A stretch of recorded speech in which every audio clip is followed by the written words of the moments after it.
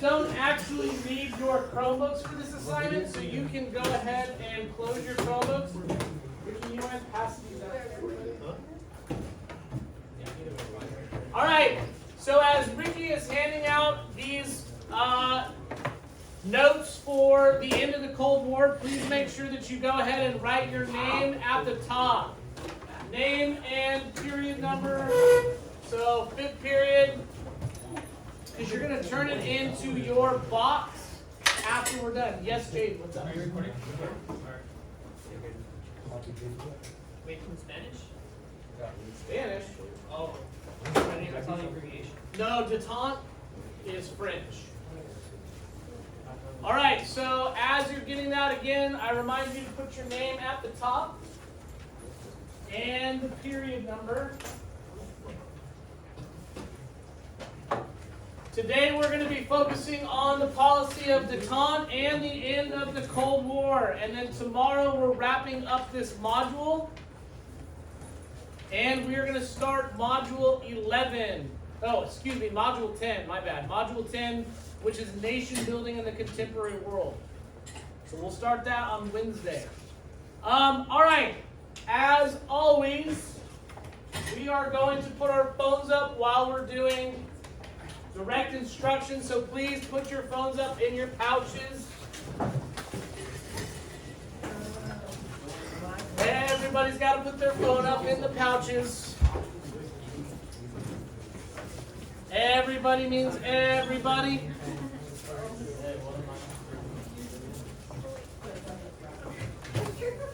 Is your phone up there? Okay. Phones up. And at the appropriate time, you guys can take them out. And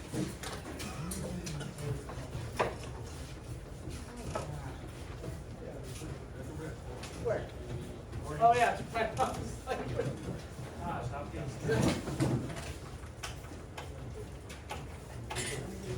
Okay. So I ask you guys to, as always, just focus your attention on the front, on me, no talking, okay? While we get through this, it's going to go by quick. I'm going to make sure you guys have plenty of time to write down your responses. If you need me to slow down or stop on a slide, just let me know, raise your hand, and I will stay there. So we are wrapping up the Cold War today, and we're going to look at the policy of detente.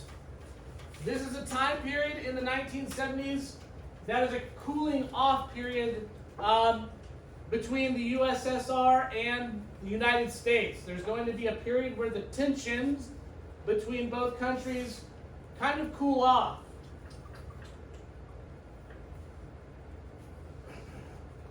The presidencies during this time are going to be the presidencies of Richard Nixon, Gerald Ford, and Jimmy Carter. I know Ford isn't up there, but those three presidents, that's kind of the time period that we're looking at in the 1970s. In this period of detente, we're going to get two major treaties, okay? The SALT treaties, SALT I and SALT II.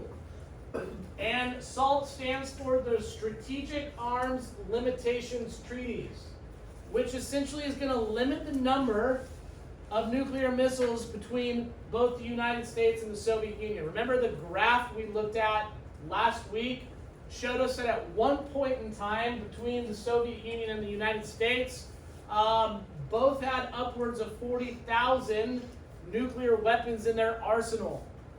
So during this cooling off period that happens kind of right after the Cuban Missile Crisis, which I know we don't go too much into in this class because this is world history and not U.S. history, but right after the Cuban Missile Crisis, this is when this cooling off period begins, because the Cuban Missile Crisis was really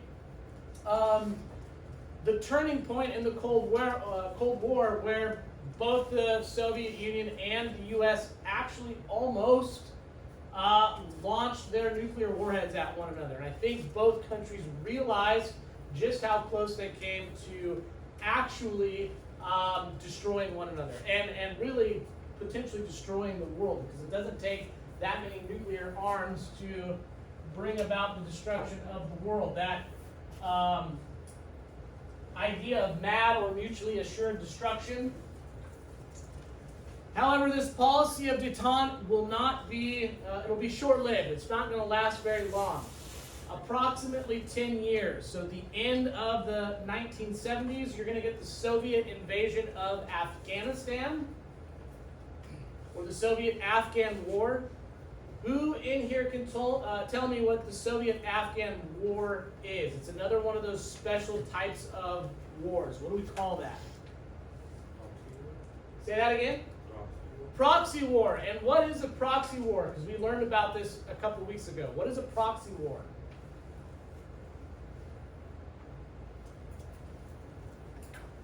Maybe let me ask it a different way. Is this a war fought directly between the United States and the Soviet Union, or indirectly? Indirectly, right? Remember, usually these wars are fought in a third-party nation. So Korea, Vietnam, Afghanistan, okay? And remember, the Soviet Union and the United States, they don't actually interact with one another. The United States might fight alongside other Western militaries against Soviet-backed troops, or vice versa. The Soviet Union might fight against Western-backed troops. But the Soviet Union and the United States military are not coming into direct conflict with one another. So the Soviet-Afghan War is another one of those proxy wars. But Soviet-Afghan War, the Soviet Union invades Afghanistan. It's trying to, again, expand its sphere of influence in terms of communism and spreading communism. And the United States is actually going to back Afghan rebels by sending them resources, okay? Whether it be in the form of financial aid, weapons, machinery. The United States is going to be helping these Afghan rebels push back against the Soviet troops. The war itself is going to last approximately 10 years. This actually is going to come back to haunt the United States later on, because in the late 90s, we're going to see a resurgence of Afghan rebels known as the Taliban, who actually cause more headache for the United States later on down the road. But we essentially supplied them with all of the weapons that they are then going to use against us later on down the road. We'll see that more in the unit on globalization and terrorism. But that does come back to haunt us. And then we're going to get President Reagan. President Reagan's presidency, and he's going to return to a more competitive policy, okay? Carter, Nixon, they're going to take a little bit more of a relaxed approach towards communism, just like the presidents in the Soviet Union are going to take a more relaxed approach to capitalism. But in the 1980s, especially with the invasion of Afghanistan, the United States is going to start cracking down again on communism and taking it more seriously.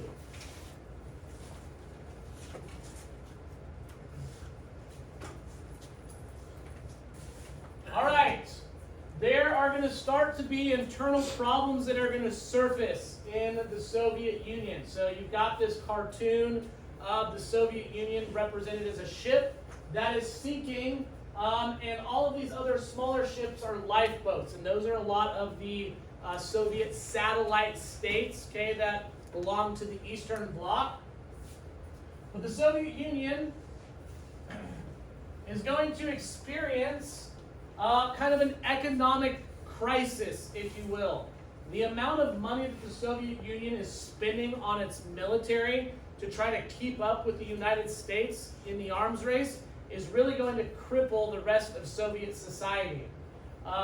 We might do one more assignment. Actually, in fact, I know we're going to do one more assignment on Boris Yeltsin goes shopping at a grocery store, okay? I don't want to give too much away, but there's a great assignment about Boris Yeltsin, who is a higher up in the Communist Party in the Soviet Union, who makes a trip to the United States. And during his stay in the United States, he makes an unplanned visit to a grocery store. And what he sees in that grocery store versus the reality back home really jars him to his core about the disparity between what people live like in the Soviet Union versus what people live like in the United States. There's also going to be rising nationalist movements in a lot of those Soviet satellite states. So countries like Poland, Czechoslovakia, Hungary. There's going to be significant revolutions in those countries as they are, kind of starting to grow disillusioned with the Soviet Union, and as the Soviet Union is beginning to grow more and more weak toward the end of the 20th century. And these nationalist movements, you're going to start to see revolutions where communist governments are overthrown. A lot of economic inefficiency, money going toward the wrong thing, where it should be going maybe more towards social programs, or at least providing food and resources to the everyday average citizen. Instead, money is being either directed toward the military or diverted to the military or the government. Also, the war-packed forces are going to kind of regroup together against the Soviet Union.